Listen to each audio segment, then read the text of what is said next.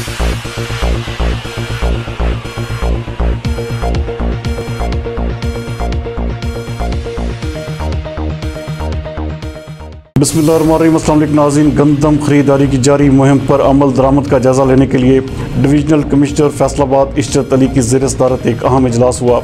हमारे नुमाइंदा एक्सोसी इब्रार हुसैन के मुताबिक इजलास में deputy commissioner Faisalabad Mohammad Ali, deputy director खुराक सैफुल्लाह जोया, डायरेक्टर ज़राअत चौधरी अब्दुल हमीद, DFC अली इमरान और दीगर अफसरान भी मौजूद थे। इस मौके पर डिवीजनल कमिश्नर इशरत अली का कहना था कि डिवीजन भर में गंदम खरीदारी मुहिम पर हुकूमती हिदायत के ऐन मुताबिक अमल दरामद को यकीनी बनाया जाए। इस सिलसिले में हदफ का 100% हसूल होना चाहिए, जिसमें कोई भी उज़र काबिल कबूल नहीं। उनका मजीद कहना था कि गंदम खरीदारी मुहिम की निगरानी के लिए तमाम तर इंतजामी मशीनरी भरपूर अंदाज में मुतहर्रिक है ताकि काश्तकारों के लिए ज़रूरी सहूलियात बरकरार रहें।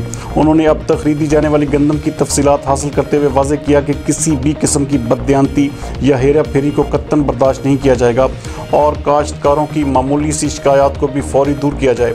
उन्होंने सेंटर्स पर इंतजामात को मुहिम के अख्ताम तक बरकरार रखने की हिदायत जारी की।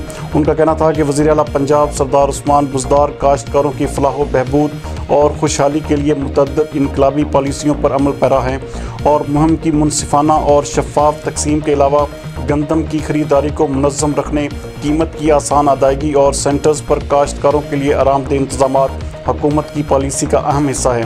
लिहाजा शफाफियत और काश्तकारों के लिए हर मुमकिन सहूलियात की फराहमी पर भरपूर तवज्जो मरकूज़ रखें।